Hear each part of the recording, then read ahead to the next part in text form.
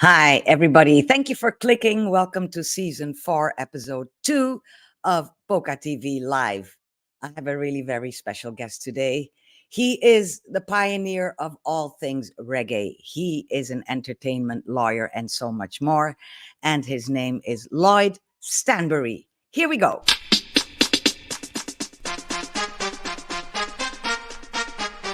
Give me this. Give me that. Give me this. Give me that. Give me that.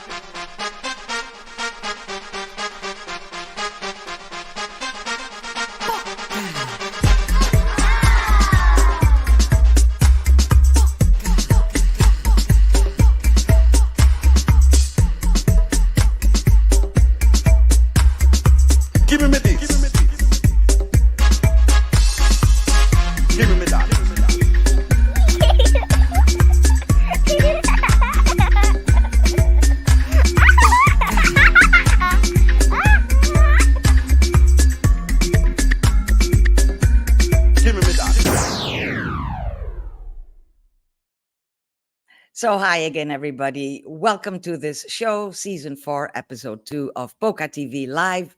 As you can see, it's live from Poca in Montego Bay in Jamaica. I'm really happy to have you with me today.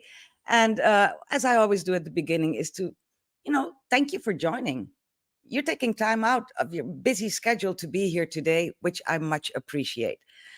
I was telling you earlier, my special guest today is a pioneer of anything that has to do with reggae and the culture and the entertainment side of Jamaica. He has a lot to tell and a big, big story. His name is LLOYD STANBURY. And as you know, I will be getting to him as soon as I possibly can. But in the meantime, press like on this video, subscribe to the channel, whether you're watching on YouTube or on Facebook, so you can stay abreast of all these wonderful live programs I do, not only on the last Friday of every month with one of the fabulous friends I have all across the globe who do stuff that make your life better and my life better. But I also have these weekly shows on Wednesday, the Wednesday Thing, in which I discuss current affairs either by myself or together with DJ Conscious of ConsciousRadio.net. So all of those things happening on Poca TV, and the best way for you to know what's going to happen next is to subscribe or to like the Facebook page. So do so right now. Now is as good a time as any. Why wait on for doing things that are quite important? Yes, let me first do what I always do. That is my livication dedication. My livication to my youngest sister, Aisha. This coming Sunday, it will be 13 years since she left this earth. But as you know by now, she's still very much a part of my life. And today, one of our favorite aunties took leave from this earth. There was a ceremony in the Netherlands to send her off. And Aisha was actually her godchild and shares one of her names with Auntie Yeti, Auntie Henriette, who we shall not leave unmentioned either today. So both of them, I hope you find each other up there in the great assembly in the skies and carry on the way you used to do when you were both still on this earth. Aisha was always the biggest fan of Poca TV, which is why I will forever livicate these live programs of Poca TV Live to her. Never, ever forgotten. So what's up next? Yes, a shout out to the regular viewers. I see some people in the comments section already. Let's have a look and see who are there. Mark Lynch, welcome. Happy Friday, one and all. Happy Friday to you too, Mark. I don't think you and I know each other. You must be a friend of Lloyd's. Welcome, and I hope you will enjoy this program. And if there's anything that you wish to contribute to the program, just continue sending your messages. I see you're watching on LinkedIn. Sometimes I don't see those comments. So if you want to be sure I see your comments, head over to YouTube, Poca TV, check out the live stream there and send your comments there. Another friend of mine is here, Donna Mattis. Hi, Poca. She says she got the reminder. She's early. And it's great coming from under the Jamaican skies. I agree with that, Donna. Don't I wish I could always do that? Except, of course, for the fear that we always have in Jamaica whether or not the electricity will hold up or the Wi-Fi. Yesterday I had a few Wi-Fi dips, so if that happens, people, you'll have to forgive me and my guest today, but that will just mean the show will have to be postponed to another time. But so far so good. You're watching me, I'm here, I'm hearing myself, I'm seeing myself, things are moving on my screen, so I think my Wi-Fi is all right just now. Hope and pray for the best. So thank you for watching, Donna, and I think you will be very interested in this program today. People watching for the very first time, you don't know what this is about. Let me repeat it. I have a monthly program with one of the fabulous people I know all across the globe, and I do know quite a few of those. And they all do stuff that make this a better world for you and me. So why not highlight what it is they do? And in the meantime, I take them through their life and we talk about how the small person they once were turned into the person they are now, doing such important work. And today, like I was saying, is my friend LLOYD STANBURY, who I don't really know very well personally, but we have met up a couple of times, of course, during reggae festivals where we both seem to go whenever we can. But we have been following each other from the old days on MySpace. Do you remember MySpace? Now, that was a good social medium. That was the best we ever had, but then it's no longer there. LLOYD and I have been MySpace friends, Facebook friends, Twitter friends, whatever, LinkedIn friends forever. And I see his posts and I often, very often agree with what he has to say, especially when it comes to reggae music and the reggae culture, which is why I invited him to be my very special guest today. So who is this LLOYD STANBURY, you ask yourself? Well, what I can say is he was born and raised in Jamaica, in the capital city, Kingston. But for a good number of years now, he has been living in Florida, and that is where we find him today. Are you ready to meet LLOYD? I certainly am. Please welcome to Poca TV Live, LLOYD STANBURY. Good morning to you. I know it's evening in Europe, but for us it's morning, LLOYD. Good morning to you. And good, good afternoon. It's just past mid, Yes, it has. just past midday here in So, South how are Korea. you doing today, LLOYD? I'm doing good. I'm here. Just going through the paces of my usual daily routine, with the Which is, exception that it's a special occasion sitting here with you today. well, I really appreciate you taking time out because I know you're a very busy man, LLOYD, and I know it's a big ask of my guests, but in the end, you'll have a lovely document to showcase who it is you are. You can share it for the rest of your life with anybody you feel free to. And I think the conversation you and I are about to have needs to be had because I know you and I both have, let's say, concerns. Am I Yeah. right in saying that about the Yes. way Yeah. Yeah. music and culture are going in Jamaica? I'm going to keep Absolutely. the people on their toes just a tiny little bit more because I see somebody else in the comment section, and it is my good friend Jaap, one of the staunch patrons of Poca TV. He's in the Netherlands, and he always helps me spread the news about these programs. Thank you very much for that, Jaap. I'm sure there are people watching today who would otherwise never have known about this program. So welcome, and I hope you'll be joining in with your comments and your questions again today. So, LLOYD, the way we always go about these things is I take a clip from my guest last month, something that I think might resonate with my new guest. So I'm going to show that, and I will be asking for your comments. My guest last month was a Dutch multi-talent called Kirsten van den Hul. She used to be a change agent. She's very much invested in making Dutch society better than it has been for a good number of years now.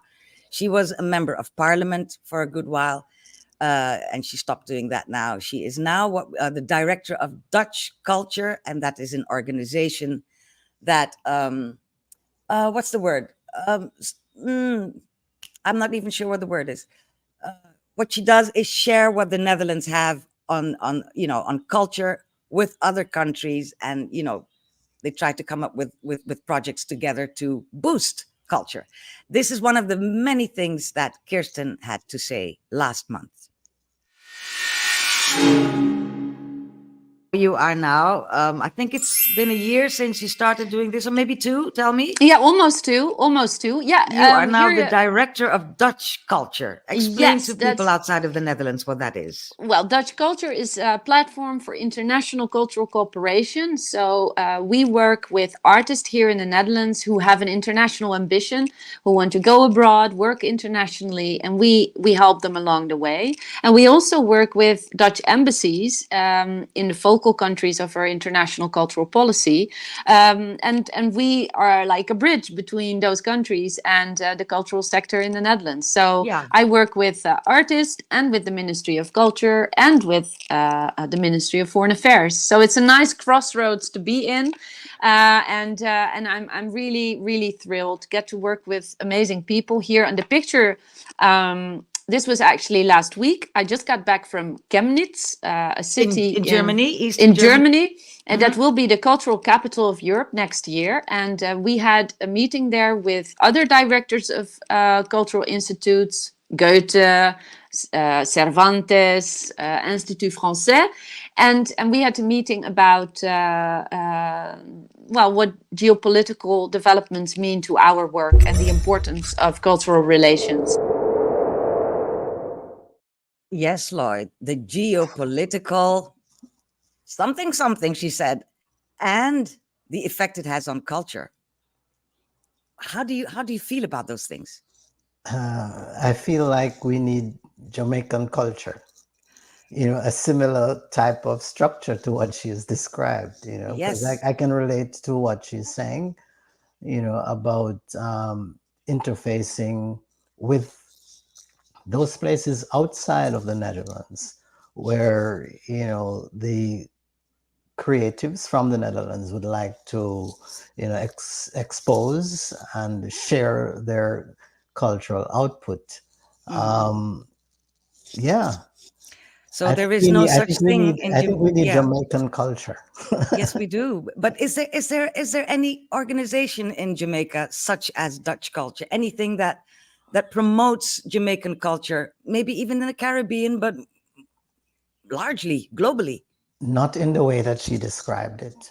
Right. And this is why I'm saying, as I was listening to her, I was here smiling because I can relate to what she is saying. And it is the type of institution, the type of structure that, Jamaica should have had, in my opinion, desperately needs, because we have, been able to go beyond the shores of Jamaica with our cultural expressions, but it is, as a result of the initiatives of individuals and not of an institution, so to speak. Let alone the government. Exactly. Yes. Would it be too late to start anything like that? Never too late. Never too late. And it's something that, persons have advocated for in the past. I myself have made that kind of a suggestion, many years ago, not under the same kind of title, but similar type of structure. I have thought about, because I have lived in Jamaica and I have traveled to many of the places where our music in particular, is welcomed, is consumed, Yeah. and where our, music practitioners have traveled to share their cultural output. Yes, let's say it right at the start of this whole talk we're going to have. I believe, and you can correct me if I'm wrong, I believe that what we call the original reggae culture is bigger outside of Jamaica and has been for a good while than it is in Jamaica, which is one of the things that grieve me so much. Would you agree with that? Absolutely so. And when you go around the world, you actually see it. Unfortunately, a lot of the persons inside of Jamaica, including persons in government and persons in the private sector who could facilitate further development, they're not aware of the power and the strength of, as you describe it, traditional Jamaican music culture outside of Jamaica. Yeah, you say they're not aware. Are they not aware, or are they not interested, Lloyd? They're not aware because they have not been exposed to it Mhm. directly. They might have heard. Some are, yes, aware, but probably not interested, as you say, to facilitate it any further. But I Yeah, think there's a significant amount of, ignorance, and I get that from talking to persons who are there in Jamaica, who are mhm, involved in Jamaica. yeah. They're kind of out of touch with what's really going on outside. Outside, yeah. Yeah. Well, we'll have ample time to talk about all of that. I see that DJ Conscious has joined us as well. DJ Conscious of ConsciousRadio.net. One of those foreigners actually keeping roots reggae alive in this world by doing his weekly program on ConsciousRadio.net, in which he plays the most beautiful Jamaican music that is nothing like the music we hear today. So, DJ Conscious, we have to be thankful to him for being one of those people keeping it alive. And what else does he have to say? He says they must be aware given the huge numbers attending reggae festivals abroad, unless they only focus on domestic news. Well, point made, DJ. We will get to that. But before we get to talking about reggae, let's find out a little bit more about you, Lloyd. Uh, as I always do, I have asked you to send me some pictures and maybe other material that would illustrate the person that you are. And I always love to see children's pictures, which you obliged me with. This is you as a young boy. Um, I believe you were still in Kingston at this age, were you? Absolutely, yes. I lived most of my life, almost all of my life in Kingston. Kingston. That- yeah. What a, I what a cute little boy. What kind of boy were you? well, yeah, I don't know what happened to that fellow. What kind of boy was I? Typical Jamaican youngster, sometimes giving trouble, curious. Yeah. I was interested in, the usual things that young boys do in Jamaica, playing with your friends, marbles. I was a big cricket fan, so I would play cricket on the streets. Yes. Yeah. So yeah, Climb so trees, climb trees, steal fruit, you're right, all of that. play in the dirt, watch the ants. Watch the ants. Yes. Yeah, I Oh, would yeah. like to sit and watch the ants, move large objects, and that did amaze me how they would work together to It's move still, something. it Yeah, still amazes me. It's one of the things I enjoy doing here is watch the creatures go about their lives, and I could exactly. spend a whole day doing that. Yeah. So, what kind of background, if I may ask, what kind of family did you come from? Wow. Um, I'm from a very large family. There are 9 siblings. Wow. Yeah. My parents both had 2 kids before they got married, and then they had 5 kids together. Yes. So they brought 4, and then they made 5 together. So there are 9 of us, and we're all over the world right now. Just one of my siblings, reside in Jamaica.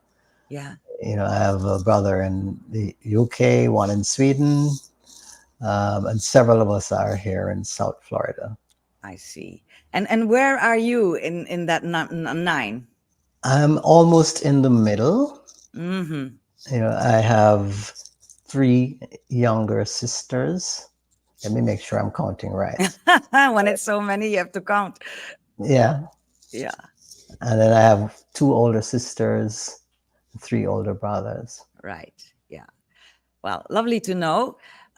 You did well at school because you went on to become a lawyer. How did that happen? What made you say one day, you know what, I'm going to be a lawyer? It's kind of a strange situation because in high school, my strongest subject in school was mathematics. So one wouldn't expect someone who is a mathematician to end up being an attorney. Mhm. But in my last couple of years in high school, I was working for the holidays, I was working in the tax department, the Jamaican tax office, because there are numbers involved there. And the person I was working with was an attorney. And I, at that point, kind of figured that there was a way to combine mathematics with the law in tax law. And of course, yes. So I thought I was going to be a tax attorney. So I decided I was going to go to law school. Hmm. And I went to law school, and then I came out of law school, and well, I was always a reggae music fanatic, yeah, Yeah. from high school. So when I came out of law school, I was just following my passion for reggae music and traveling all over the place, listening to all the artists. And I just decided, you know what, I'm gonna do a concert. Hmm. And that is how I shifted from being someone interested in tax law, because my first job was, in a tax company, an accounting firm, actually. After, Right. Well, I guess we have to say praises and thanks that you did that switch, because otherwise, first of all, you and I wouldn't have met. But second of all, you wouldn't have done all the fantastic stuff you've been doing so far and that you are continuing to do. One of the very first things you are known for is your collaboration, let me put it that way, with the Rhythm Twins, world famous rhythm section, Sly and Robbie Shakespeare and Sly Dunbar. How did this come about, and what is it you did for them? well, that was actually the very first thing I ever did. Yes. That was, Excuse me, Lloyd. I think your microphone is chafing on your shirt. I wonder if you can shift it a little bit. Yeah. Let me see if that's better. Yes, that's better. Continue, yeah, please. yeah. So yeah, that was actually the very first venture of mine in the music business. A friend of mine, was a very close friend of Sly Dunbar. Hmm. And we used to go to Sly's house just to sit and talk. Yes. Sly And being the drummer of the duo and Robbie being the bass right, player. right. Yes. Yeah. So we just go and chat with Sly at home and sometimes go watch him in the studios. And, we just became friends. And then he said to us one day, oh, it's going to be our 10th anniversary, myself and Robbie together. Hmm. And, would you guys like to help us to celebrate the 10th anniversary? And I mean, we were beside ourselves, said, absolutely. So say, okay, let's plan a show. So together we worked on the Taxi Connection 10th anniversary concert, 1984. Where was it? It was at the National Arena in Wow. Kingston. And that was some way to enter the music industry. Yeah. We had a phenomenal event in terms of attendance. The crowd was actually too big. It was more than the arena could accommodate. So we had major crowd control problems, but the show itself was amazing. So that was my induction to the music Wow. industry. It was my very first venture, and immediately we were in all the newspapers, on all the radio stations, because Everywhere. there was some amount of chaos because Well, people that's Jamaica, right? people could not get in. Exactly. It Yeah, sounds like the festivals today, even. right. Yeah. Yeah, Hmm. it was so crowded that people were not able to get in. Like the police reported, like 5,000 people were turned away, Wow. We're and turned away. and the arena was full. Wow, that must have been a big kick for you. So there you were backstage, smiling from ear to ear, I suppose. Sort of smiling, but yet, very concerned because of the crowd control problems we were having. Yeah, yeah, But that was how I entered the music industry. And I mean, what a way to get involved. So from exactly. there, I just sort of capitalized on that. I got to know a lot of the artists who Right. performed on that event, and we had all the stars on that event who had worked with Sly and Robbie for 10 years up to that point in time. Well, talking about stars working with Sly and Robbie, here are just a few: Black Uhuru, Grace Jones. I remember one time driving 7 hours to go to Frankfurt in Germany to see Black Uhuru and Sly and Robbie play. And it was worth every single second of that 7 hour drive. And remember, I had to go 7 hours back, take a shower, and go straight to a meeting. So these for people who don't know so much about reggae music, Sly and Robbie are like the backbone. Can I say that of Jamaican music? They are probably the most significant production team Yeah. behind, Jamaican music. They were actually a part of Black Uhuru. Well, they were, yes, right. Yeah, and they Hmm. also played with Peter Tosh. Yeah, Yeah, they played with everyone. with every single person. Yeah, in Jamaica and outside. And outside, yes, because I know I have a record collection back at home in Holland, in which I can find Sly and Robbie on the most diverse kind of music. There they are playing their drums and their bass, and my goodness, they're like a machine. I mean, nobody drums like Sly, and nobody Plays played. the bass, Yeah, right? played. Yes, we have to say played because we lost Robbie Shakespeare a couple of years ago, Yes. which was a very sad day in my life. I remember Yeah. waking up to the news and being very, very sad about it. Yeah. How did it affect you in any way?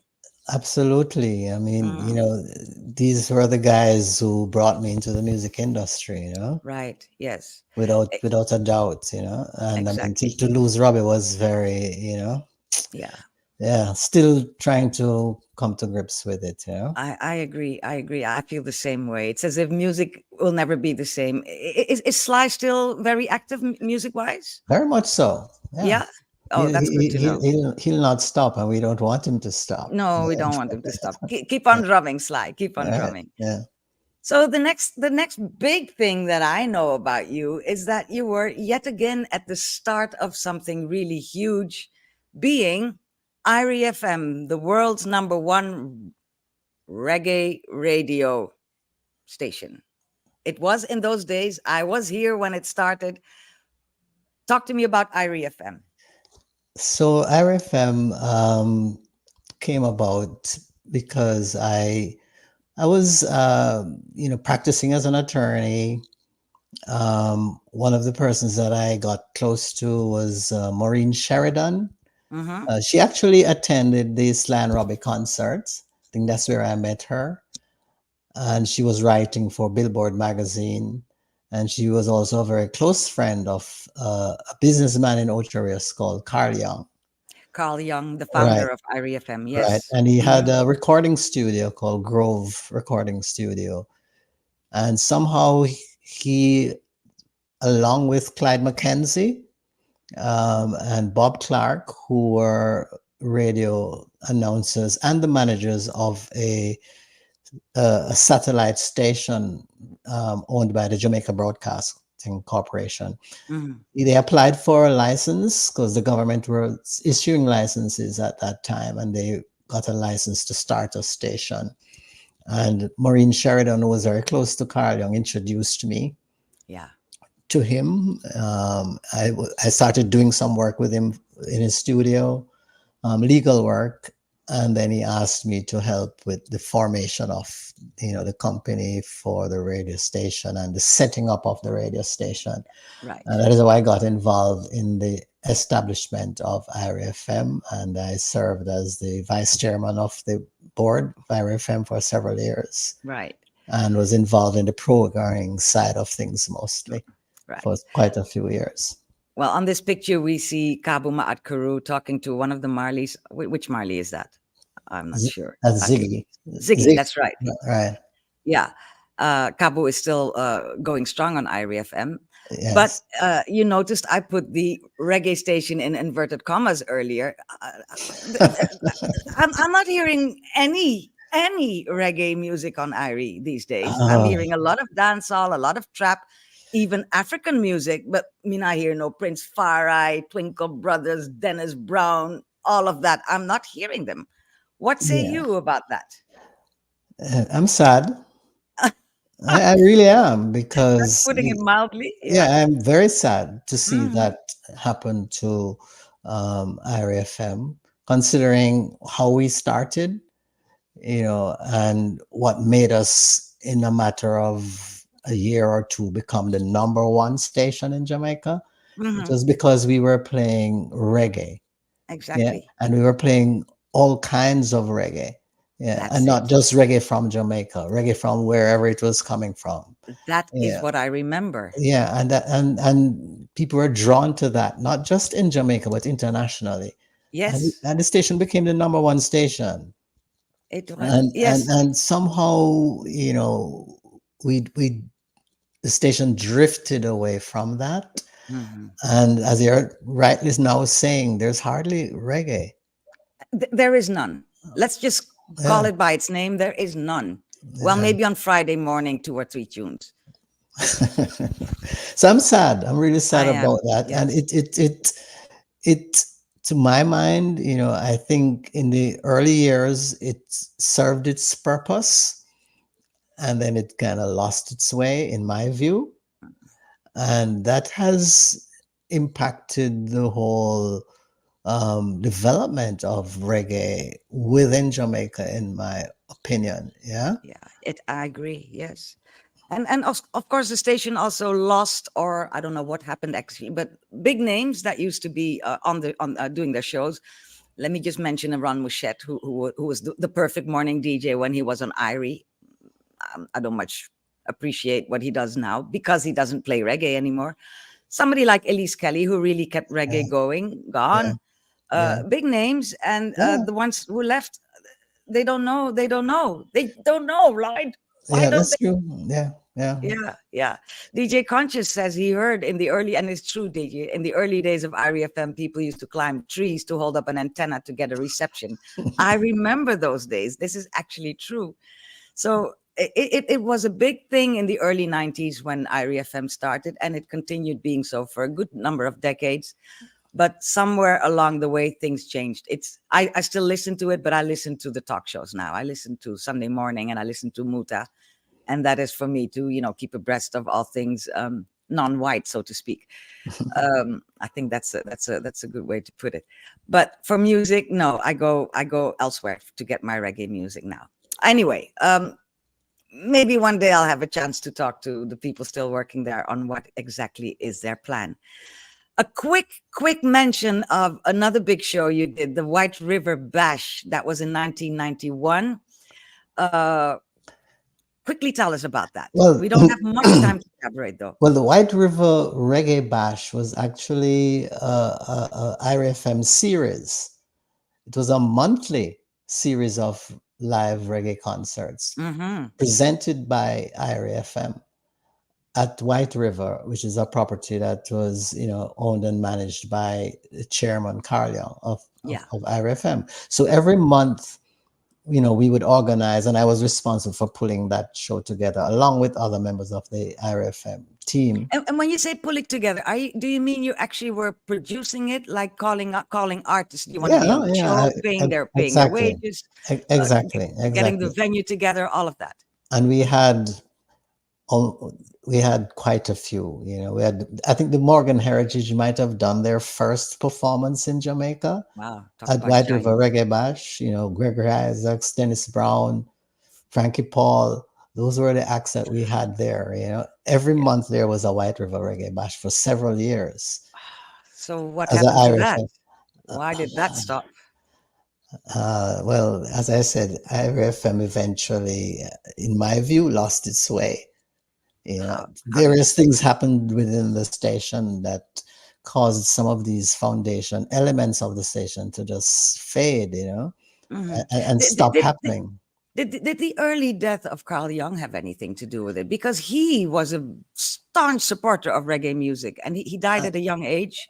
Yeah, his passing certainly affected, the direction of the station. And it's something that happened over a period of time. A number of the foundation persons left the station. I resigned from the station after maybe 6 years of being there. Mhm. Then the station also lost its first general manager, Clyde Mackenzie. He left the station. Dennis Howard, um, who was in charge of programming, he also left the station. So a lot of the foundation persons who were responsible for pulling the project together Yeah, left and nobody for various reasons. Yeah. stepped in and took their Right. place. Yeah. So it slowly departed from its original core personality. That's how Yeah. I'd want to describe it. Yeah. And became something else. Something that's hard to define. Am I putting it nicely? Yes, Yes. yes, yeah. Yeah. And I think the Jamaican music industry has suffered as a result. It has. And by saying that, we suffering music in Jamaica also means suffering society. Absolutely, So absolutely, that is absolutely. what we will be talking about. But first, Lloyd, I have this horrible little segment in the program that all my guests really dislike. And it's about time for that now. So here we go. It's called On the Spot. 5 quick questions Yes, 5 quick questions to Lloyd Stanbury. Lloyd, this is the segment of the program in which I will ask you 5 questions, and I'm giving you 2 options, and you must choose between those 2, and you are not allowed to elaborate until after we've done all 5. Then I'll let you elaborate on one of them, all right? Can you do that? I'll try. That's all any of us can do. All right, here we go. Question number 1. You have to choose Jamaica or USA.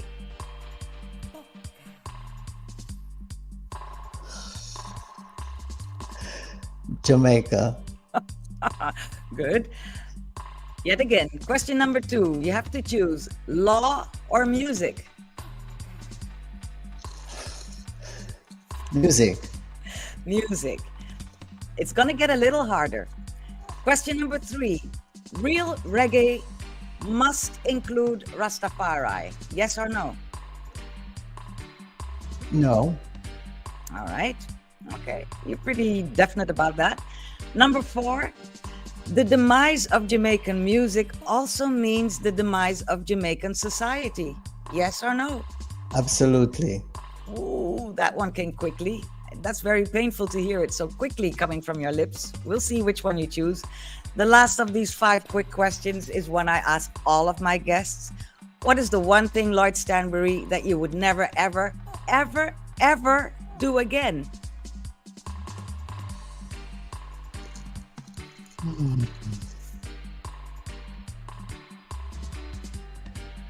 Am I allowed to say there's nothing? There must be something that you wouldn't do again. That I wouldn't Because do you did again. it and you learned from it.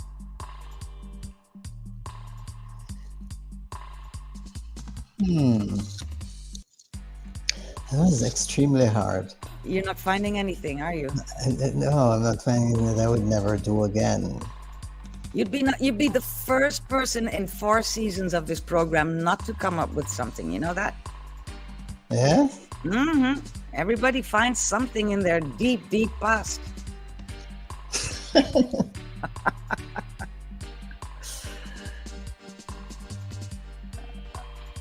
Shall I let it slide? I can't find something that I would never ever do again. Okay, I'm gonna let it slide. Know that you are in a very privileged position now that I'm letting this slide.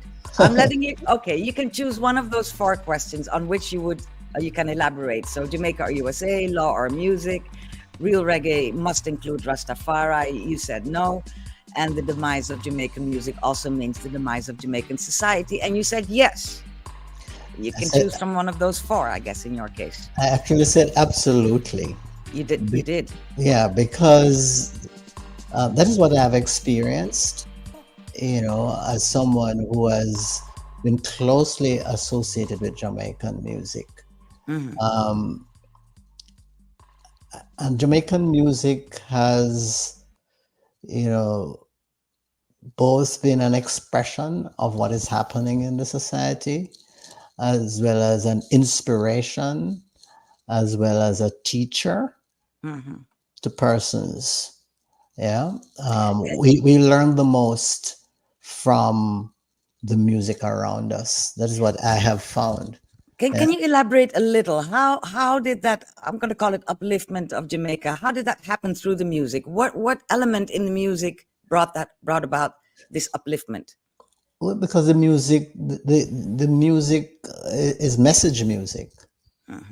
Yeah. So the strength of the music has always been the message in the music. So if the message becomes negative, counterproductive, or materialistic, or disrespectful, Mm, then that's what the society becomes. yeah. Yeah. Which is actually why I asked you about Rastafari, because the message that you are talking about, these lessons that we could draw from roots reggae, that was a Rasta message, wasn't it? Or am I wrong in saying that? No, you're not wrong. You're Mm, absolutely not wrong. Most of, not all of, mhm. yeah, but most of, and the main messaging of Jamaican music that made it as powerful as it is was the messages that came out of Rastafari, Livity, Rastafari's teachings, Yeah, around our Africanness. exactly. Yeah, which is Yeah. what gave it its power and its strength as a Mhm. music form. Yeah. But there was reggae that had nothing to do with Rasta, and that did not make it non-reggae. Okay. And I think there are a lot of persons who make the mistake of thinking that if it doesn't have a Rastafari message, it's not reggae, Mhm. and that's not true at all. Which is why I said no. Let me just talk for myself here. I agree with you. It's true. It's not the message that makes the reggae. It's the rhythm that makes the reggae. But Yes. in my own personal case, it is the message music, the Rasta reggae, that I feel in my belly, I feel it in my heart, I feel my head explode. I can't stand still. Whereas the love songs or any other kind of reggae music, I love it. I can just bob my head to the beat and all of that and enjoy it, but it doesn't affect me physically. And you're right, and that is what makes reggae different Mm, from other music forms, because what you get outside the reggae that's outside of Rastafari, you can get in other music forms. But exactly. reggae is the only place you can go to get what you get Yeah. from the Rasta messaging. Yeah. There's no Yes. other music that provides that. Yeah. There isn't. There Right. And really isn't. that's what makes it unique and also makes it powerful and Yeah. also makes it grow and expand around the world. Yeah. Hmm. But there is reggae that has nothing to do with Rastafari. Okay, we agree on both there. And let me add, it is the first part. It's the Rasta reggae that brought people like me to this island in the first place and fall in Absolutely. love with the island and the people, because we're not here for the beach, we're not here for the sunshine, we're here You're right. for You're the island absolutely and right. for the Yeah. people. Yeah. Because a people that comes up with something like roots reggae, there has to be something special about those people, and there is. I know it every day, You're right. even when it's hot and everybody vex and everybody in a Right. turmoil. You're there correct. is there is still that little something there that's so endearing and so special and so unique to the people of Jamaica. I keep having to say that for all I, these 35 years I've been coming here. I agree with you 100%. And that is what makes it special. Yeah. But that is also what makes me sad. Yeah. Yes. And me as well. Because there are forces that want to stop that messaging. Yeah. And it seemed like we have succumbed to those forces. Yes, we have. Yeah. This is as good a time as any to ask any of the many people watching us live whether or not they wish to join us on the screen. If you have a quick comment for Lloyd or a quick question, you can take your phone and scan this cute little code here and ask. And you'll be in the backstage of Poca TV, and I'll pull you up when I'm ready to talk to you. And if you're watching on a laptop, which is a lot more stable, so I prefer that, you can go on your Chrome browser to this URL. It's case sensitive bit.ly/ptvl0402. That's what you type in. And yet again, you'll be, after you give your microphone and your camera permission to be used and you enter your name, you just press enter studio and you'll be behind the scenes waiting for me to pull you up. You're very welcome to do so. If anybody wishes to do it whenever you are ready. I hope I remember to put up those codes again later, because I do see, Lloyd, there's a lot going on in the comment section as well. Let me see if I quickly can read. Uh, Talking about the Rastafari, DJ says real reggae is not just about Rastafari, it's predominantly a sufferer's music, which was Rastafari embraced. But there are many righteous reggae tunes not associated. Yes, DJ, I think we covered that already. Donna Mattis says, not if you're going into mainstream media. Irie made the move from alternative radio to mainstream. It happens with pretty much all alternative stations here. There's a lot going on and about dancehall. Let's see. And what does Mark Lynch have to say? He says, reggae is one of the most diverse genres of music. Definitely is. It's just like soul music devolved with the surge of dancehall and rap, almost a race to the lowest common denominator. It's the gatekeepers. A quick comment on what Mark has to say, if you wish, Lloyd.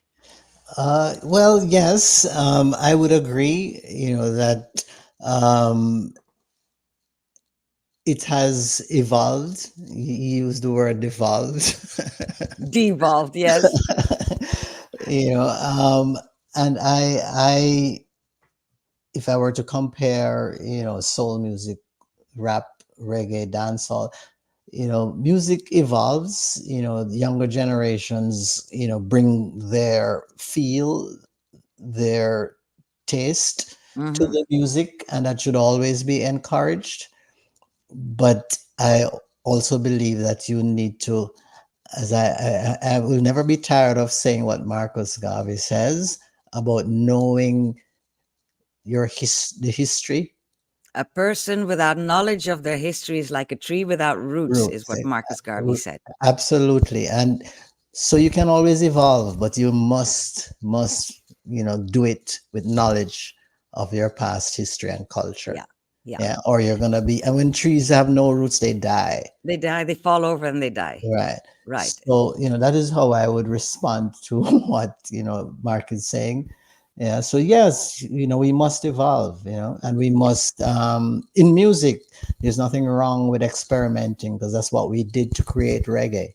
Yes. Nothing at all wrong with that. So you can have both. You can evolve. You can go through changes, but you must always remember your roots.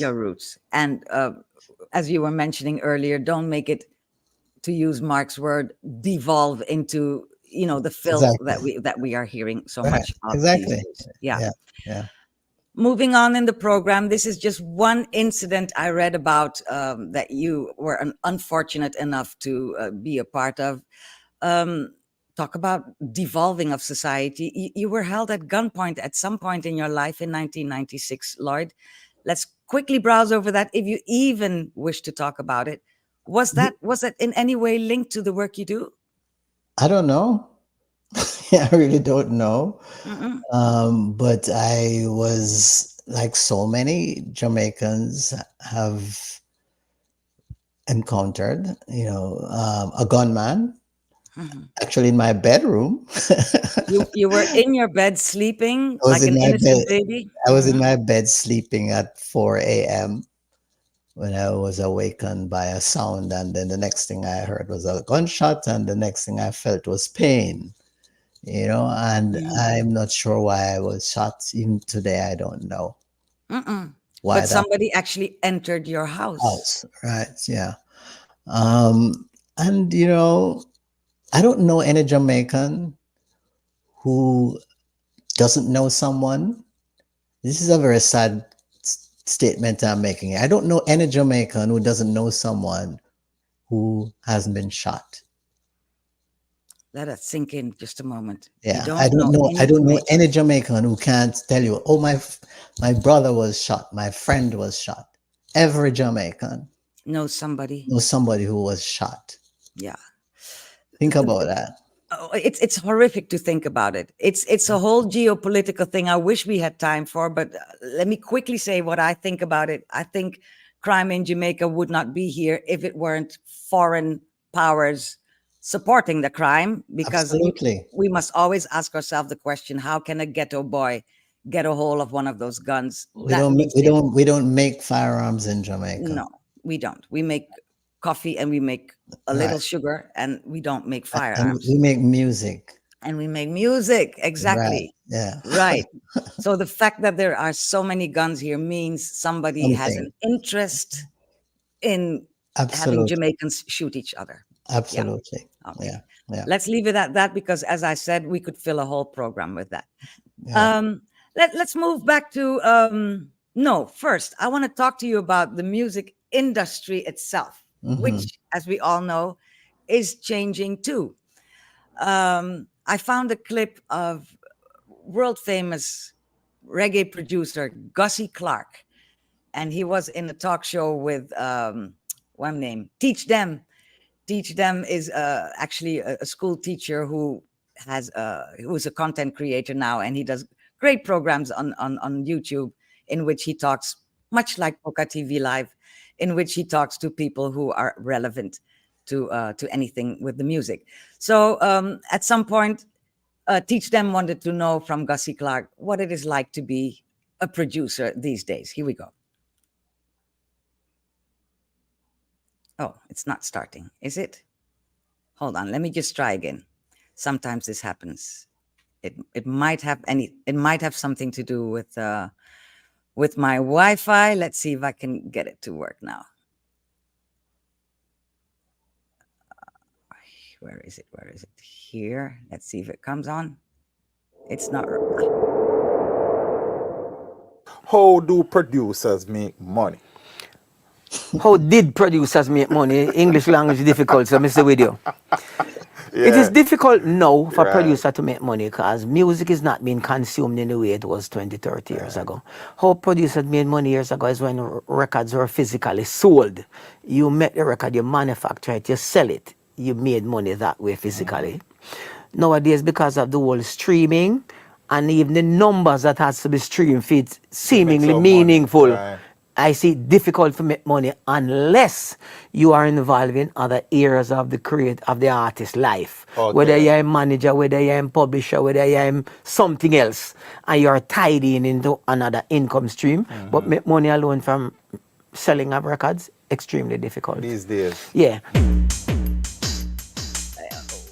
You, at the heart of all things reggae, Lloyd, do you agree or disagree with Gussie Clark on that? I agree 100% with what Gus is saying.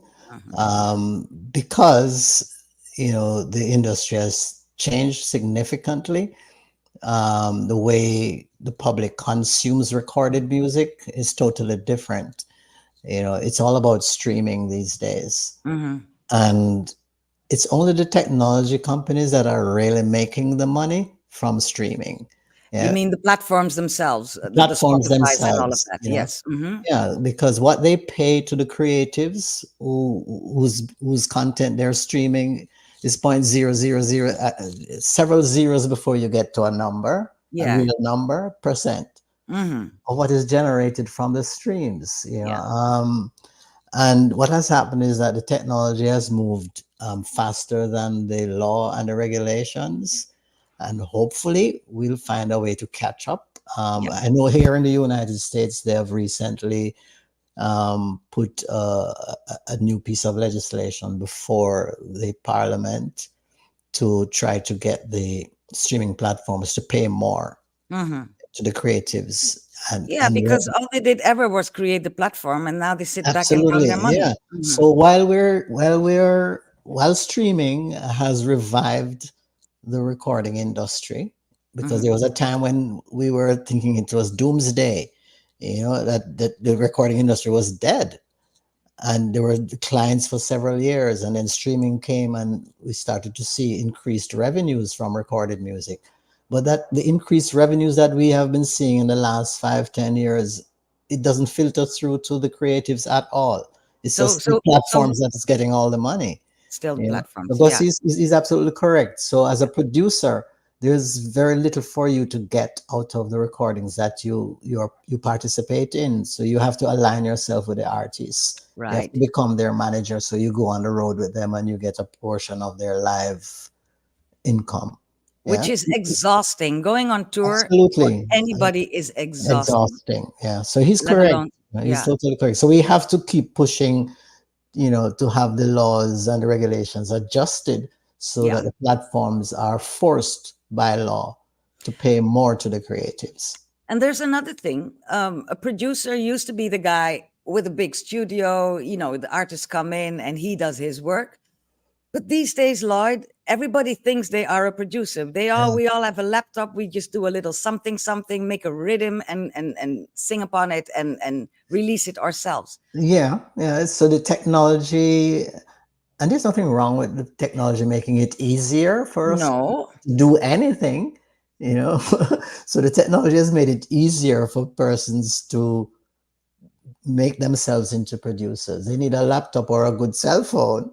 Yeah, and then they can create and use software to make recordings. There's nothing really wrong with that. Except for the quality that comes out of it. Exactly. Except that a lot of these persons know nothing about music. They're not musicians at all. Right. They know how to press buttons and create sounds. Yeah. Yeah. But the early producers were musically inclined. They either had good ear. Some of them never played instruments, but their ears were in tune. Yes. So even though they couldn't play an instrument, they could hum accurately and direct the course of the production. Yeah. The people who are using these gadgets, they don't know notes. Even I could be a singer these days with the gadgets we got. Just put on the vocalizer and suddenly I'm singing in tune. Yeah, you can. In tune. Yes, Yeah. you can make someone sound like a singer when they're not really a singer, and you can do all kinds of things with technology. And we have this thing now called AI, which that's going to take it into another level. I'm scared of these times. Are you? Yeah, absolutely scared. I'm scared to know that I can go in my car and the car knows where I'm going to go because it is a certain time of the day. Yeah. And it tells me how many minutes it's going to take me to get to the supermarket. And it's going to drive you. You just sit. Right. How does it know that I'm going to the supermarket? It's none of its business. Why is it meddling in your life? It's crazy, It's very scary. And it's all over the place because it's going to create music. Yeah. It's going to create content for those platforms. I'm not going to call it music. It's going to create content. For those platforms. Right. So it's going to get worse. It's going to get worse. These are dread times. Dread times. I can see the people in the comment section having a good chat together. Guys, you're writing so much, I can't actually read what it is while I'm talking. So I'll get to you later. But you're having fun there. Keep going. Lloyd, moving back to your work, you sent me quite a lot of pictures. I was so kind of proud of you and impressed. You're all over the place. You're all over the place. You're in Kenya, you're in Seychelles. What is it for UNESCO, no less? What is it you were doing there? Okay. And when was it? I spent 5 years working as one of several consultants for culture and development with UNESCO. And what we did as a group, we were, put on assignments in various countries that were members of UNESCO to help, what I was actually doing was helping with music industry training, business training. So I did in those countries. Yes, I did work. Right, I did workshops in Kenya, and I did workshops in the Seychelles. Research and workshops. Yeah, and you were in Ivory Coast as well. Is that Mad Professor I see on the picture? No, it's not Mad Professor. Oh, it looks like him. Yeah. It's actually it's a minister of government in the Ivory Coast who was the promoter of an event called Reggae in Abidjan, which is a huge reggae festival that happened for 2 or 3 years. And so it's a festival that also has a number of panel discussions at the same time. So I was invited to speak at Abbey Reggae Festival 1 year. And when one of those things comes back and you're going, tell them, the moderator to do this. Yeah, I will. I'm Please sure. There's nobody else could do it the way I would do it.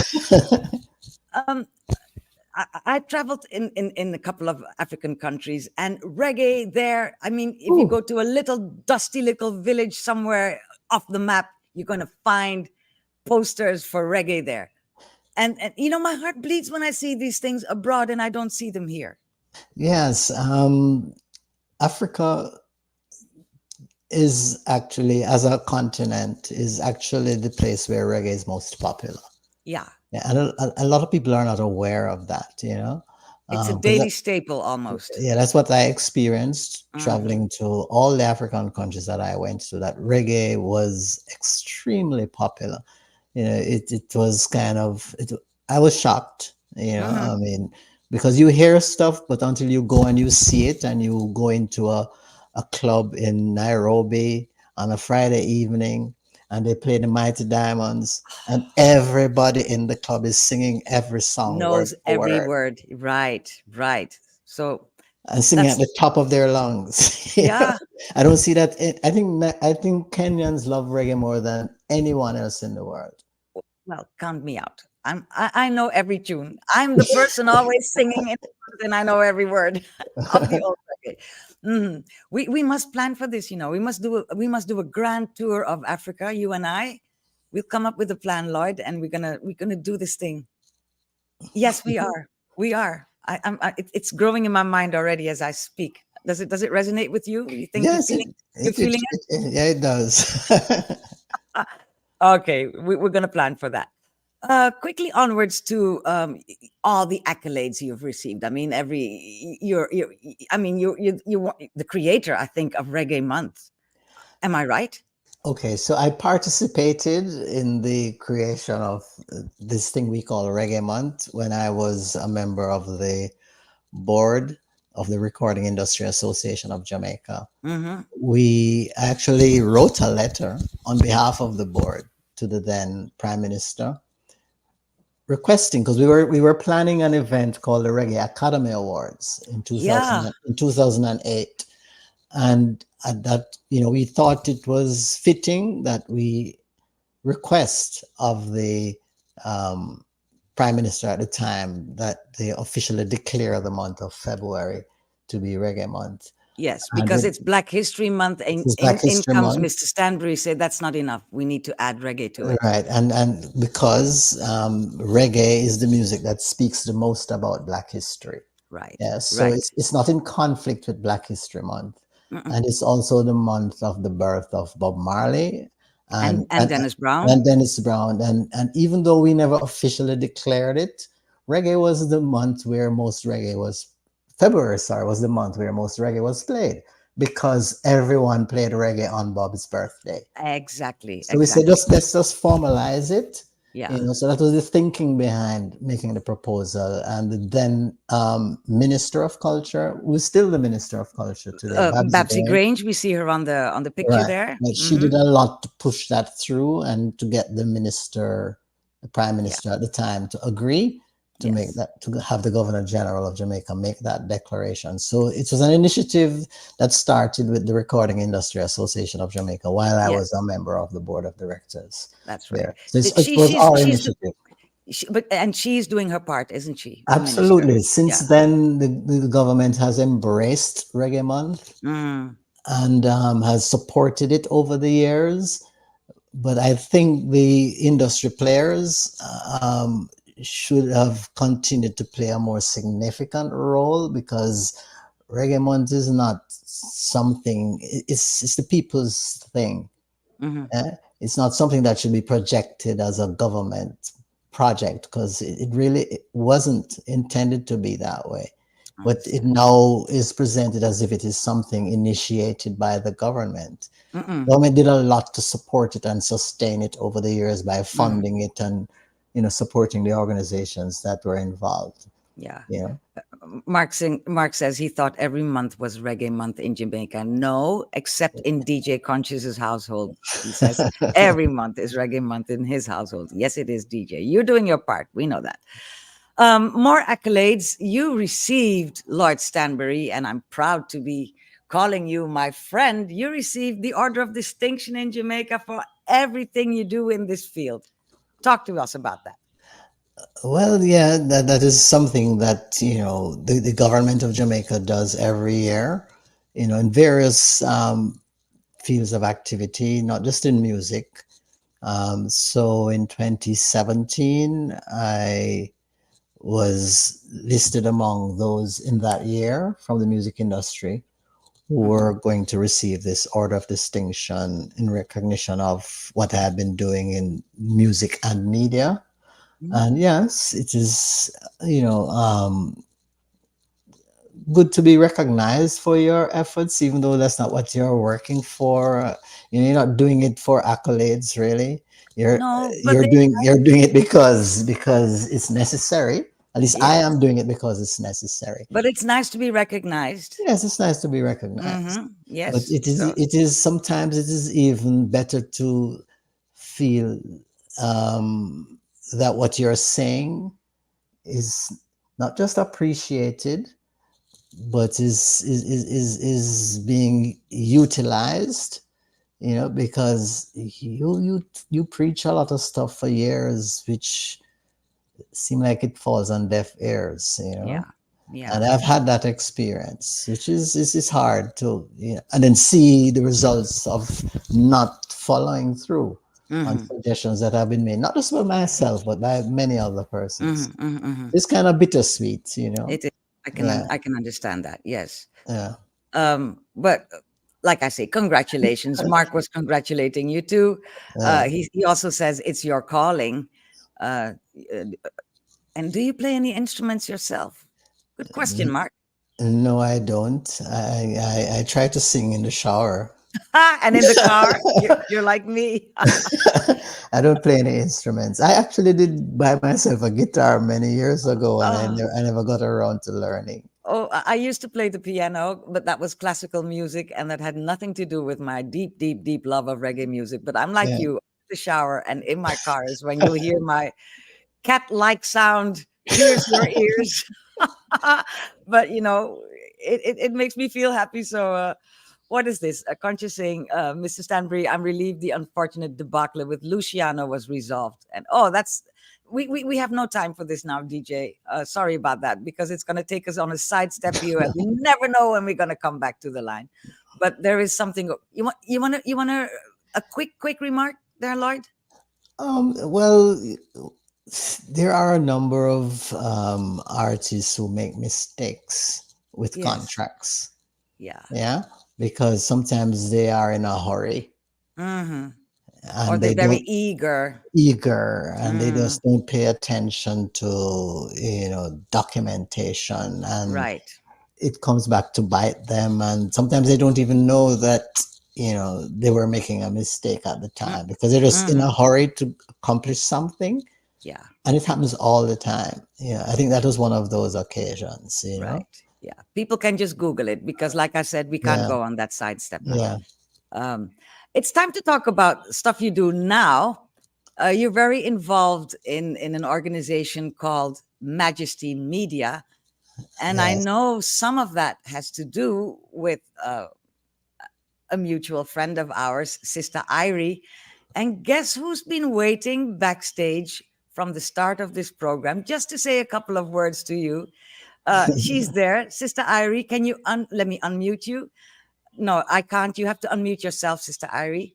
Welcome to the program in the meantime. How Yes. are you doing? Can you hear me? I can perfectly well. Thank you. Well, first, let me thank you for inviting me to the program. I always enjoy listening to Lloyd's history because I forget things, and all these reminders pop up that really inspire me for the work that we're doing. Yeah. So, try to make it concise, Sister Irie. What exactly is it that you're doing with Majesty Media? Well, mainly we're helping rising artists get visualized in the business, help them get a start, launch their career, take some of the content that they're starting to put out. I'm a radio DJ and a photographer, and there's so much music coming out. People say, oh, there's no good reggae music. That's not true. The truth is there's so much music, and you have to sift through all of that to really find the good artists. So Lloyd and I help those artists that are exceptional to be heard across the world, and we give them the publicity that they need, and we write interesting stories, we take photographs, and Lloyd advises them to some degree on various things about their career choices that might make it more perfect. more efficient. Lloyd, can you jump in right now and tell us how? Well, you got this budding artist, you think that's got potential. What is it that you can then add to that person's career to give it a boost? How do you go about it? Well, through Majesty, there are various ways that you can assist, but through Majesty Media, we focus on building awareness. Yeah, because there's so much music coming out, that you can put out a great song, a great album, and very few persons know that it even exists. So publicity is a critical part of the development of your career and your business. Yes. And that's what we try to do in Majesty Media. We enter into arrangements with the artists, and we provide them with exposure, through radio, through the internet, through social media platforms. So people get to know about them and also about their music. Because if people don't know you or your music, they can't find you, right? You're just making the music for yourself and your family and your friends. And that's not what the artists want. They want to be exposed to a wider audience as possible. So we try to help them to get to that audience. Every musical artist, really deep down in their heart, they want to make a living out of they want to make music. A living, and so we try to help them to be exposed. That's basically what we do through Majesty Media. Outside of Majesty Media, there are other ways that I can assist, and that I do assist mostly on a legal and business consulting side. But Majesty Media is mostly about providing awareness building services. And we develop our own content as well. We try to be a news entity, not just providing publicity for the artists, but making people in general aware of what's going on in reggae. Exactly. So we also do that. You do that, and it's just name the website. I think it's majestymedia.com if I'm correct. .net. No, .net. Of course, .net. Majestymedia.net. Let me make a quick banner so people can check it. Majestymedia.net. Just go there and see what the work is that Sister Irie and LLOYD Stanbury do. Sister Irie, I know you were very, very busy this past weekend in Austin, Texas, where there was a huge reggae show. I was so jealous I couldn't make it. Tell us, did you see any new talent that needs support, that needs to be out in the open, that we need to know about? Yeah, well, first let me say that this is the 30th year of the Austin Reggae Fest, and it is a benefit for the capital city or the Central Texas Food Bank. So the tickets stay low, and a good portion of the income goes to feed needy families in Central Texas, which is in line with the way Rastafarians think and with what reggae music is all about. So I'm really proud to be associated with it. I would say there were lots of great performances. Some I'd seen a little bit of before, but the one that continues to really rise to the top for me is Mellow Mood from Italy. They're identical twins, and they're the next generation, and they cross over between roots reggae and dance hall. And they're very serious. I actually have an interview with them on the Majesty Media SoundCloud right now.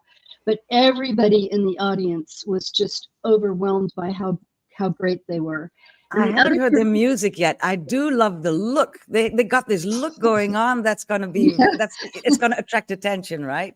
Yeah. Absolutely. And then one other group that I want to mention is Soul Syndicate, which is one of the very original reggae bands. Fully Fullwood, the bassist, laid down a lot of the early rhythms of Jamaican music, and really the early years of reggae music should not be talked about without mentioning Fully Fullwood. Soul Syndicate, I totally agree.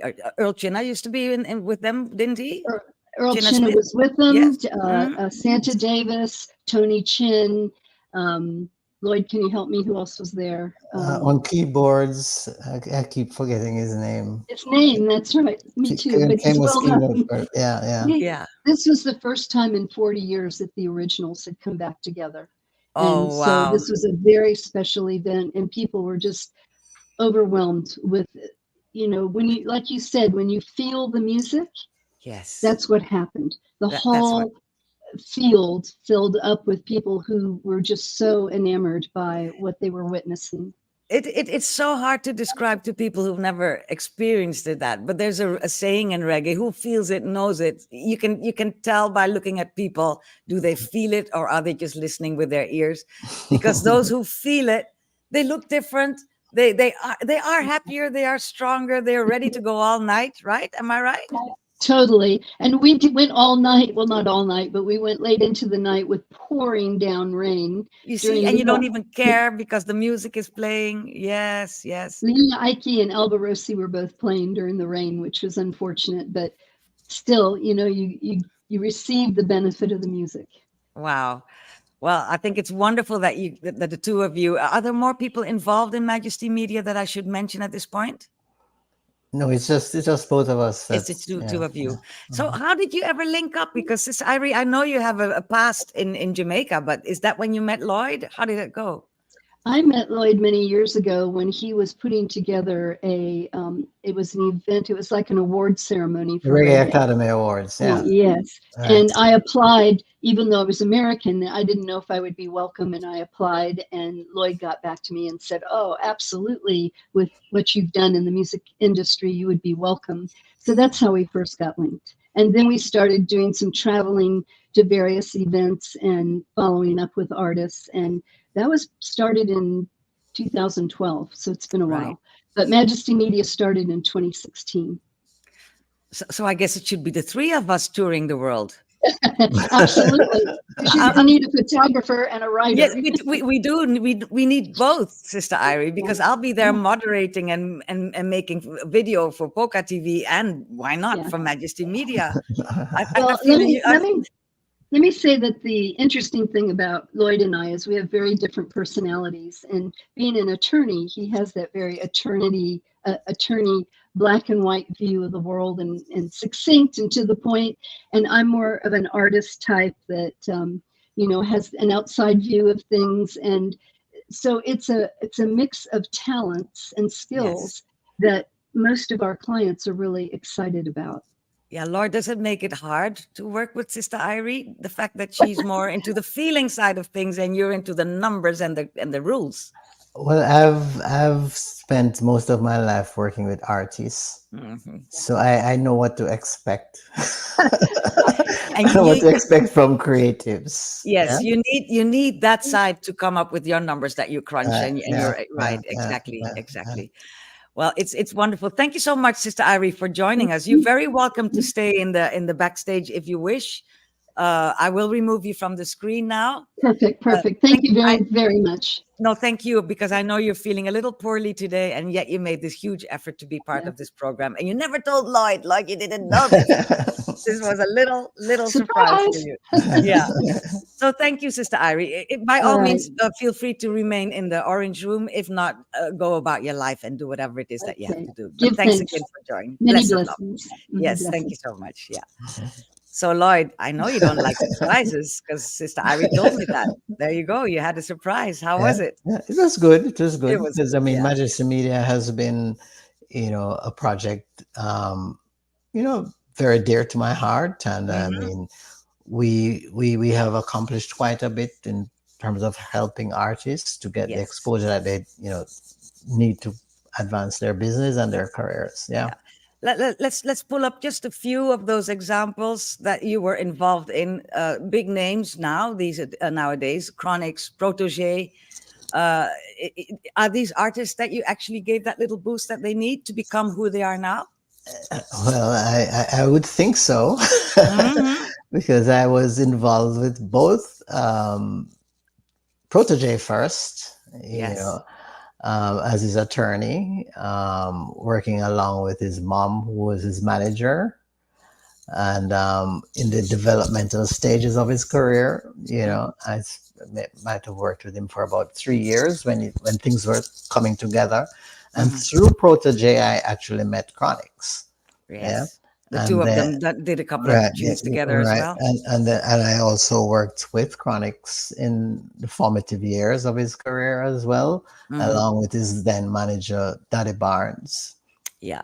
So I work with both of them as, their legal advisors to get their business set up and started. And Yeah, they've both done very, very well, as we all can see and we all know. Yeah. Yes. And do you think they are still doing well, or I'm They're asking? still doing they're still doing exceptionally well, but we miss Mhm. Chronics, and we must let him know that for some Yes, we reason, do. and he must have his reason why he has withdrawn himself. I You heard this know, week from somebody in the know. I'm just going to quote that person saying Chronix is now into property business and just wants to do that. Anything you can say about that? and meaning he doesn't want to do music. He has That's to do. He has to do he music. has to do music. I mean, you can do both. You can, buy Yeah. your properties and rent them out So or sell so them. he will do music. He Yeah. has to, because he He, has the he, sweetest voice. He's one of those hopes for reggae music. he will be drawn back to music even if he's thinking of going elsewhere. Okay. Because it's who he is. It's obviously a part of him. Yes. And the world miss his contribution to His the lovely, music. lovely voice and the soul that he puts into the reggae music. Yeah. Yeah. Um, some other names, just quickly. Micah Shemaya. Wow. I was doing some tours with his brother these past few days. Micah Shemaya, and then of course Morgan Heritage, who you mentioned earlier. Another sad loss to the reggae world Yeah. when Yeah. Yeah. when Peter Morgan died a couple of Yeah. weeks ago. Yeah. Yeah. Yeah. Yeah. Yes, there are a number of artists in the recent past Hmm. that I have, you know, aligned myself with and supported because their music represents what we all identify as, people call it various things, real roots music, whatever name you want to give to it, but it is the Well, music that made reggae what it is. exactly, And and these I will always support those artists, at definitely. whatever level. The, And the, these the, are the, two examples of those. yes, and no, the four examples actually, because all four that I pulled up, Chronix and Protege, Micah Shemaya, Morgan Harry, they all produce the kind of reggae that I feel. I'm not Mhm. just listening to it; I You feel it, feel and it. Yeah, I yeah, do. yeah, So yeah, yeah. please let them go on and on and on doing that. Um, there is, of course, it's not only about what artists do in the studio and whether or not they get playtime on the radio. A big part of the music industry is, can we see them perform live, right? Mm-hmm. So this entails touring, and this entails traveling and all that hardship that goes into bringing your music to large crowds, especially to Mm-hmm. festivals. You know as well as I do that the reggae scene in Europe is kind of huge. I mean, the entire summer is one big reggae festival because the weather Right. is finally okay to go outside. There Mm-hmm. is, though, one little something that might have been overlooked. And I found a clip the other day explaining exactly what it is that I mean. It's by Lloyd Lang, who, much like yourself, is involved very much with the reggae music and entrepreneurship. And this is what Lloyd Lang had to say about reggae on tour. Oh, we got the same problem as the other one. Let me just start it again. Hold on. Sorry for this. This definitely has to do with the slower Wi-Fi than I am used to in the Netherlands. Let me find that. Where is it? Here. I think this should work now. All right, here we go. Just had an interesting conversation with a friend of mine out at the European Reggae Tour circuit, who is also a very big advocate for homegrown artists within that space. And I said to her, I said, why does it seem as though the number of reggae artists within this space from Jamaica hasn't increased much over the years, and in some cases it seems as though they have reduced? And she explained to me that as year to year, as Jamaican add new artists, they're going to find it harder for new artists to come within the space because it seems as though Jamaican artists is missing the point on what reggae is. So I stood back and asked her, what is that? And she said to me, say, Jamaicans are missing the point that reggae is a band-based experience, and it licked me for 6. She said, despite Jamaica having over 600 odd talented reggae artists, reggae from the beginning of time has always been and will always be a reggae band-driven experience. She said, dancehall is an artist-driven experience, but when it comes to reggae, it has to be a reggae band experience. And most times, often than not, translating the studio experience of new reggae artists to a stage live experience is a lot more complicated than a reggae band, because to find bands in the space that are familiar with the artist's catalog is one of the things that makes it a logistical nightmare to add in new artists from the homegrown space on the European tour, reggae tour circuit. And that is something that we really, really overlook as an industry and as an ecosystem. Makes sense to me. What do you say? So I I agree with a part of what he's saying, and I disagree with part of what he's saying. All right, shoot. Yes, reggae is a band experience. Live reggae is a band experience. I agree with that 100%.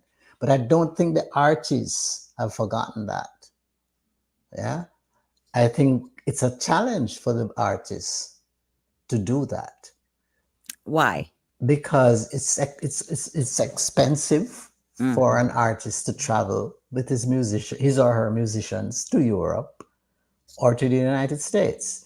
It's just a matter of cost. It costs them too much to get the visas, to get the airline tickets. It's way more expensive to move with your band from Jamaica into Europe or into the United States. So it's not that they have forgotten that it is a band experience. They are unable, because of cost, to represent with their musicians. How does this work? For example, a big, huge reggae festival, let's say Rototom in Spain every year. When they book artists for their festival, do they not pay for those artists to travel? Is that the artists their own money that does the traveling? What it is, is that because the artists, in order to present this band-driven experience that I agree with him is a part of what live reggae is about, they may very well charge more than Mellow Mood, who lives right there in Europe. Right. Because it's going to cost them more to represent with the band. And the same thing happens in the United States. It's going to cost the reggae artists in Jamaica more to present their show live than it would cost Revolution or whoever lives in the United States. Exactly. So for the promoter, and this is something that has evolved over years. For the promoter, it is much, because what we must understand is that not only Jamaicans play reggae. No, French people play reggae, Chinese people play reggae, everybody play reggae. Yes. And the whole world just wants reggae. Yeah. A lot of people would prefer to have reggae coming out of Jamaica, but as because it does sound different, like. Right. But as long as they can get reggae, they're gonna go. Yes. Yeah. So the promoters are in it for the money. Yeah. And if it costs less to book the band, who doesn't need to get a visa, who doesn't need to buy airline tickets. Right. So over 20 years, we've found that the festivals now have more homegrown live reggae bands. Which we applaud. Let's give them a chance, but it is not the same. It just is not. Not even a Lucky Dubé. The whole world loves Lucky Dubé. Lucky Dubé does not do for me what Twinkle Brothers does for me. Just to name it. So I agree with some of what he's saying. So it's not that the artists have forgotten. It's impossible. Right. It is very difficult. So what we need to look at is how do we facilitate them? Because they're working with challenges and barriers that their competitors do not have to face. So that is where we should look. And even let's not forget how difficult it is for any Jamaican to get any kind of visa, which is the geopolitics we touched on earlier. Right. So we need to address those issues. Why is it that some people just do not want some Jamaicans in their country? One. And what do we need to do to facilitate those who are welcomed? Yes. To travel. So this thing is a constant full circle, because if you had an organization like the Dutch Culture we started with, That's why when you started by playing that interview from your last show, Yes. I was just exploding, yeah, because Right. it points exactly to what we're now talking about. And this really needs to be there. Minister Babsy Grange, we know you do your best. We know you try hard. This is something Jamaica needs. We need Absolutely. an organization funded by the Jamaican government to By the sell Jamaican people, people. not just the Yes, government, because there are persons in Jamaica who have a lot of money who are not government, that is and true. they will all benefit from this. Yes, let them do Yeah, that instead of all the other stuff they do, because everybody can build exactly. that. You can still build your houses and still sponsor this. Right. Because explain how the whole of Jamaica would benefit if we once again, like we did in the 1970s, exported this culture, this beautiful music, the Absolutely. vibes that Yeah. go with Yeah. it, the truth that goes with it. If we were to export all that again, what would it bring this country? It will both, it will bring financial resources to the country, but it will also encourage those musicians that have had to give up because it is so hard, and then we say, what has happened to all the bands? I'm going to take the Edna Manley College as an example. Yeah. The Edna Manley College produced dozens of musicians through Ibo Cooper, yeah, formerly of Yes, Third World, yeah, yes, and several bands were created. How many of them still exist? exactly, They have all exactly. fallen apart because Yes. it's so difficult for them to be competitive in the bigger marketplace, which is Europe and North America and the rest of the world. Yeah. So And before you, we'd be able to sustain more of our creatives within the creative industries that is going to continue to enable us to maintain that messaging that makes us proud, that keeps the society more harmonious, healthier in the way they think. So it's both a social and an economic benefit to the country fully agree, if we fully agree. invest in it. Yes. And also we must be aware that if things don't change pretty soon, the whole reggae thing will no longer be a Jamaican thing, because right now, for example, Grammys and all those places where reggae artists get acknowledged, we see more and more, and I'm okay with that, but we see more and more. We have already reached to that point. We have, and I'm not saying don't give the awards to others, but for goodness sakes, can Jamaicans get some of the action, please? Yeah, so Yeah, we're playing ourselves out of the game yeah. by not having, what's the name of the organization? Dutch culture? Dutch culture. By not We need having Jamaican Jamaican culture culture. Yes. as Make an sure to put. equivalent type of institution. There you Yeah, go. Yes. yeah. We're gonna send this video to Minister Grange. Make she deal with it. All right. Yes. Let me check my script here, because we gosh, look at the time already. We're running so fast. Let's take a little sidestep here, just because it's something about your personal life that you send me the picture so I can use it. It's you and your lovely wife Janet. Yes, yeah, And she has her own business, and I believe you support that strongly as well. Can you tell us about absolutely. that?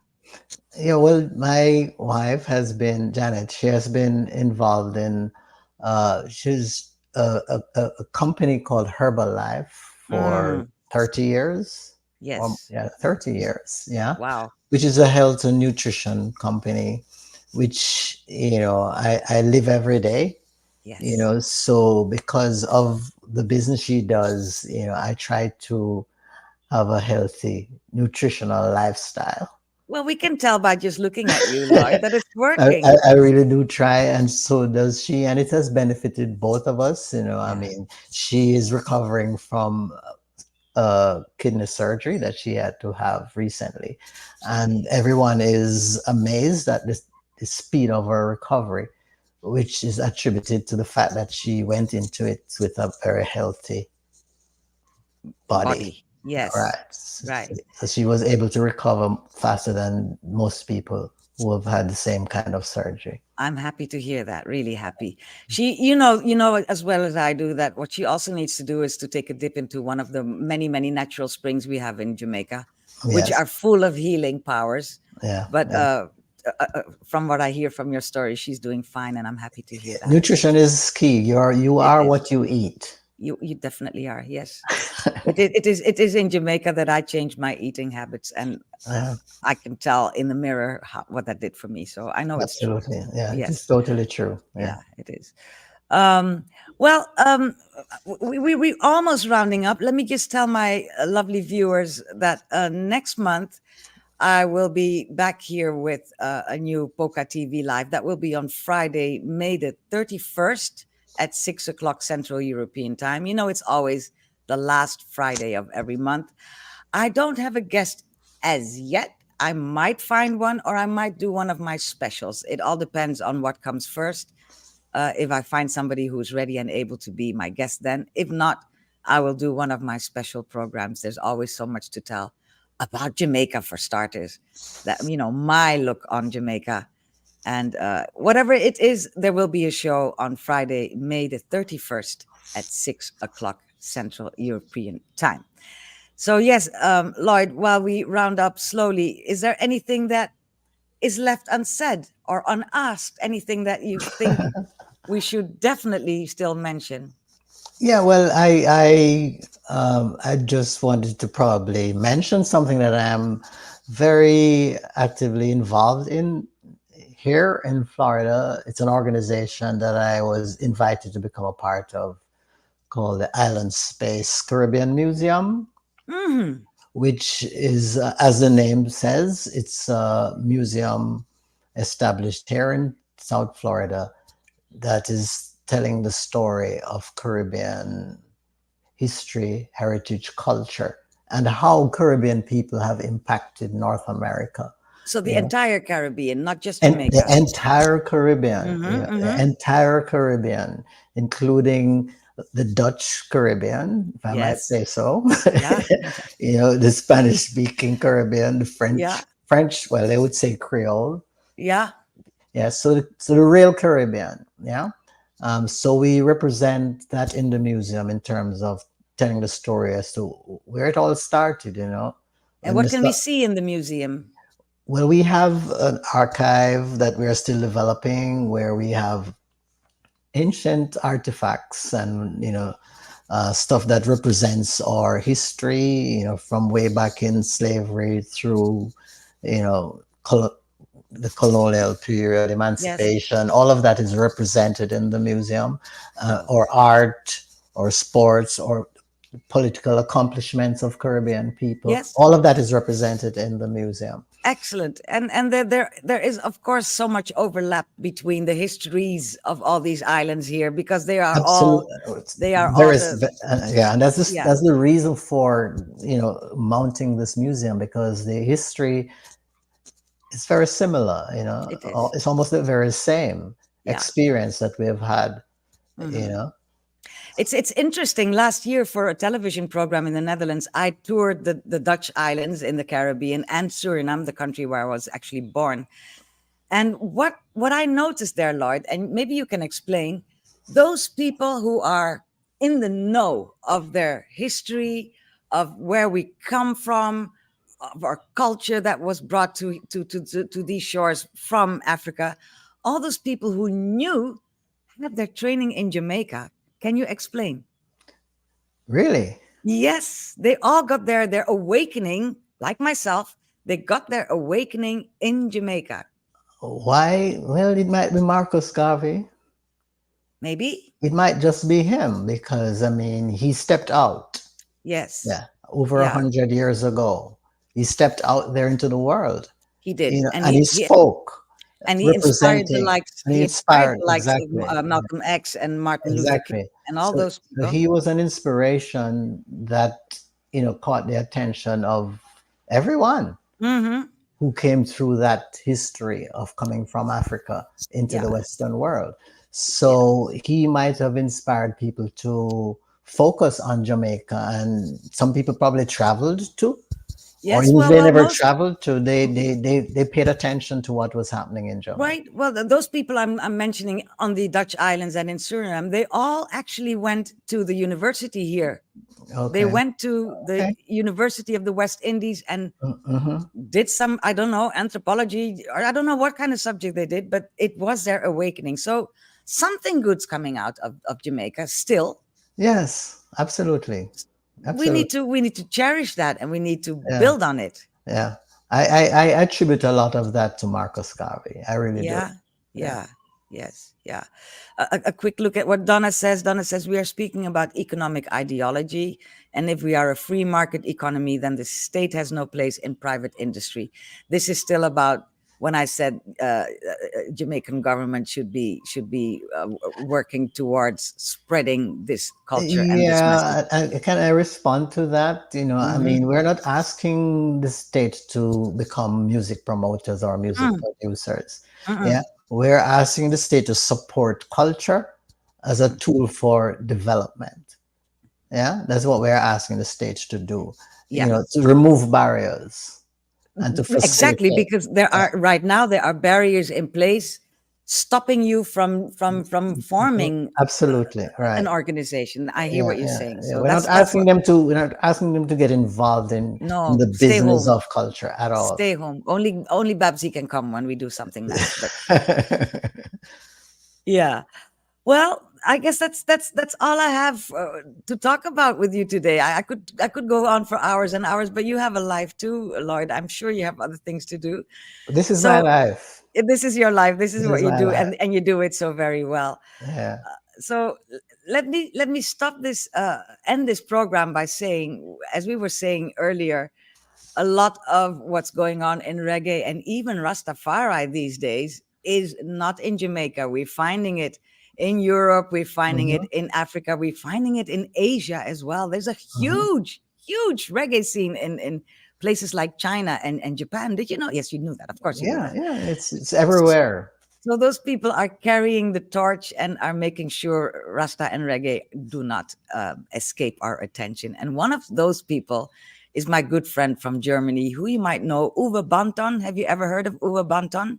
I've met him. You've I met know. I him. know him. Yes, I met him in person. I met him at Rotterdam. I think it was. Yes, Yes, it was. he makes wonderful music, and he was one of my Very good very music. early guests on this program. I Yeah. thought I might recycle one of his tunes just to show that reggae is alive. It's still inspiring people worldwide. It's inspiring them to the liberty of Rastafari. It's inspiring them to do better, to take care of each other, to spread the word of consciousness. It's still happening, Lord.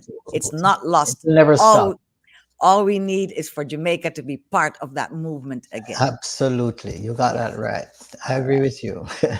I'm glad you did. What if you told me right now that you didn't and we had to start all over? So that's how I'm going to play out, but not before I say a big thank you to you. It was lovely talking to you. I picked up so much new information, and it's inspiring to know I'm not the only one, together with DJ Conscious, screaming on the sidelines. Let's revive this thing. Let's Yeah. all make it happen again, right? Yeah, it was my pleasure, being here with you. Yeah. Good conversation. Enjoyed it myself. I'm glad to hear that. Thank you Yeah. so much, and have a wonderful rest of the day. I don't know what you'll be doing, but it's probably something very important. Okay. You too. All right. Thank you. Bye Take bye, care. Lloyd. Right. Bye bye. Bye-bye. Take care. Bye. So that was my guest for this day, Lloyd Stanbury, and he's got a lot to do. And you just look him up online. He's very open to being part of your timeline. So just look him up and see all the wonderful stuff he does. I want to thank Sister Irie as well for being with us today. Thank you for joining, and thank everybody who was so very active in the chat. Let me just thank you there. Thank you all for joining. There you go. That's my last little message to the people in the live streams. As I said, on the 31st of May, I will be back. I don't know yet what the program will be about, but make sure you find out. And the best way to do that is if you like this video, for example, subscribe to the YouTube page, like the YouTube account, like the Facebook page, and then you'll find every information you ever need on the live shows that I do here on Poca TV. Have a lovely rest of the day, and whatever you do, be good, be kind, take care of each other and of yourselves. Playing out with Uwe Banton. See you next time, people. Ethiopia, Ethiopia, Ethiopia rising. Ethiopia, Ethiopia, Ethiopia rising. That children rising. That children